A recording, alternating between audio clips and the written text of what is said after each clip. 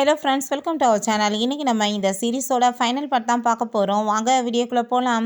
ஸ்டார்டிங்கில் அங்கே நம்ம ஹீரோயினோட சிஸ்டர் அவங்க பாட்டியை வந்து மீட் பண்ண வந்துட்டு அவங்க 2 பேர்த்தையும் எங்கே அப்படின்றத சொல்லி கேட்கும்போது அவங்க வந்துட்டு அங்கே நம்ம ஹீரோ பற்றி அங்கே புகழ்ந்து தள்ளிட்டு இருக்காங்க.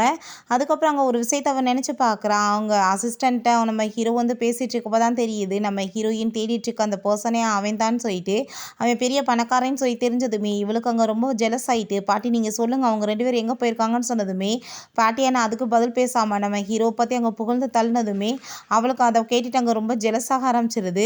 பிறகு நம்ம ஹீரோவுமே அங்கே உள்ளே வந்ததுமே நம்ம ஹீரோயின் அவன் வேகமாக போய் வந்து நீ இப்போ எங்கே போன அப்படின்றத சொல்லிட்டு அங்கே டென்ஷன் ஆகிட்டு இருக்கா.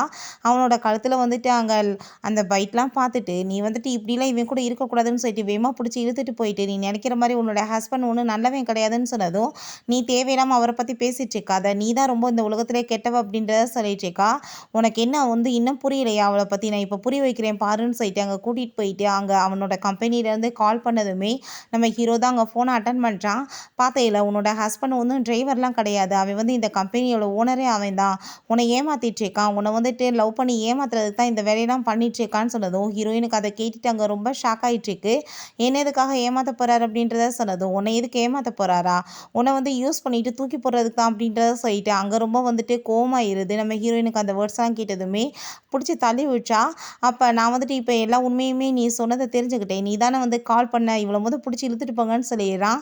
பிறகு நம்ம ஹீரோயின்ட்ட நான் வந்து சொல்கிறத நீ கேளு அப்படின்றத சொன்னதும் நம்ம ஹீரோயின் ஃபஸ்ட் டைம் நீ என்கிட்ட போய் சொன்ன, திரும்பவுமே நீ என்னை போய் சொல்ல ஏமாத்திருக்கேன்னு சொல்லிட்டு கணத்தில் அரைஞ்சிட்டு இதுக்கப்புறம் உனக்கு எனக்கு எந்த ஒரு சவகாசமே வேணான்னு சொல்லிட்டு அவள் கோவமாயிட்டு அங்கேருந்து போகிறா.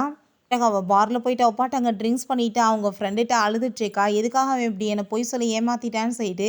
அப்போ அவங்க ஃப்ரெண்டு அவனுக்கு வந்துட்டு ஏதாச்சும் வந்து சொல்ல முடியாத காரணம் இருக்கலாம்லன்னு சொன்னதும் அது எப்படி காரணம் இருக்கும், ஃபஸ்ட்டுமே இப்படி தான் ஏமாத்தினான், இப்பயுமே இப்படி தான் ஏமாற்றிட்டான்னு சொல்லிட்டு அங்கே ரொம்ப ஃபீல் பண்ணிவிட்டு இன்னொரு கும்பல்கிட்ட போயிட்டு ட்ரிங்க்ஸ் பண்ணிகிட்ருக்காங்க. அவங்க கூட சேர்ந்து அவள் பாட்டு உட்காந்து ட்ரிங்க்ஸ் பண்ண ஆரம்பிச்சிடுறா.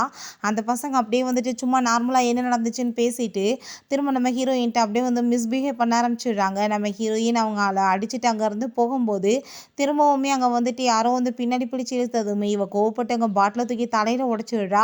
பார்த்தா அது நம்ம டாக்டர் தான். ஐயோ உங்களுக்கு என்னாச்சு அப்படின்றத சொல்லிட்டு இருக்கும்போது திரும்ப அந்த பசங்க அட்டாக் பண்ண வந்ததுமே டாக்டர் வந்து அங்கே நம்ம ஹீரோயினை காப்பாற்றிடுறான். அவனுக்கு அங்கே ரொம்ப அடிபட்டு போயிடுது. அவனை ஹாஸ்பிட்டல்லையுமே சேர்த்துடுறாங்க. அவனுமே நல்லா தான் இருக்கான். நம்ம ஹீரோயினுக்கு ரொம்ப தேங்க்ஸ் சொல்லிட்டு இருக்கான். நீ வந்துட்டு எதுக்காக வந்து இப்போ அங்கே வந்து அப்படின்றத சொன்னதுமே நான் வந்து உன்னை ரொம்ப லவ் பண்ணிகிட்ருக்கேன், நீ புரிஞ்சுக்கோ, நீ இல்லாமல் என்னால் வந்து இருக்க முடியாதுன்னு சொன்னதும் அவங்க ஃப்ரெண்ட் வந்துட்டு நம்ம ஹீரோக்கு மெசேஜ் பண்ணிடுறா, உடனே வா இல்லை உன்னை லவ்வர் போயிடுவான்னு சொல்லிட்டு.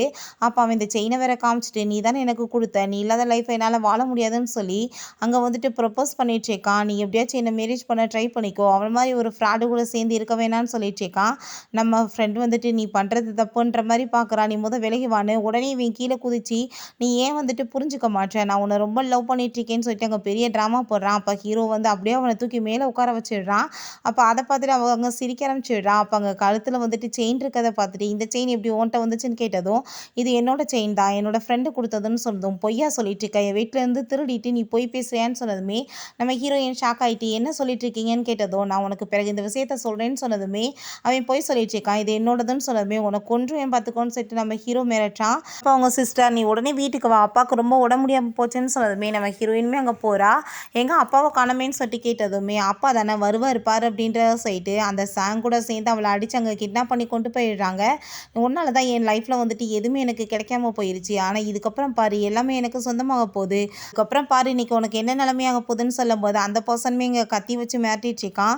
உன்னால் வந்துட்டு என்னோடய லைஃபே போச்சு, என் காசும் போச்சு, நான் இன்றைக்கி பாரு உன்னை என்ன பண்ண போகிறேன்னு சொல்லிட்டு அவட்ட மிஸ்பிஹேவ் பண்ண போகும்போது நம்ம ஹீரோ அங்கே வந்துடுறான். நீ இப்போ தேவையில்லாமல் பக்கத்தில் வந்தேன்னா கண்டிப்பாக நான் இவ்வளோ கொலை பண்ணிடுவேன், நீயே வந்து உன்னை குத்திக்கோ அப்படின்றத சொன்னதும் நம்ம ஹீரோவுமே அதே மாதிரி பண்ணுறான். ஹீரோயின் அதெல்லாம் நீங்கள் பண்ணாதீங்கன்னு சொல்லிட்டு அழுதுட்ருக்கா.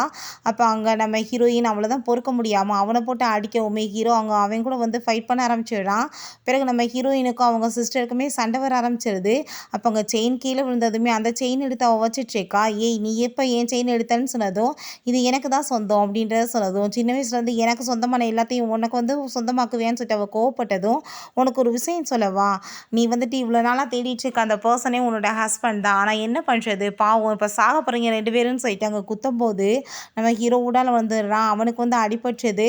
நம்ம ஹீரோயின் அங்கே கத்திட்டு அழுதுட்டுருக்கா. அங்கே ஆளுங்க வந்துட்டு அவங்க 2 பேத்தையுமே பிடிச்சி இழுத்துட்டு போயிடுறாங்க. ஹீரோவுமே எங்கள் ஹாஸ்பிட்டலில் சேர்த்துருக்காங்க. பட் டாக்டரும் அவங்க அசிஸ்டன்ட்மே எவ்வளோ முயற்சி பண்ணோம். ஆனால் இவர் கொஞ்ச நேரத்தில் இறந்து போயிடுவான்னு சொன்னதும் நம்ம ஹீரோயின் இவருக்கு கொஞ்சம் வயசு தான் ஆகுது, இதெல்லாம் என்னால் தான் நடந்துருச்சுன்னு சொல்லிட்டு அப்பாட்ட அங்கே வந்துட்டு அழுக ஆரம்பிச்சிடுறா. எல்லாமே போய் போல இவங்க சிரிச்சிட்டு இருக்காங்க. அப்போ நம்ம ஹீரோ அங்கே இருந்ததுமே இப்போ நீங்கள் நல்லா ஆயிட்டீங்க, உங்களுக்கு எதுவும் ஆகலை இல்லை அப்படின்றத சொன்னதும் நான் இப்போ நல்லா தான் இருக்கேன், நான் உனக்காக தான் திரும்ப உயிர் பொழைச்சே வந்திருக்கேன்னு சொல்லிட்டு அங்கே பெரிய ட்ராமாவை போடுறான்.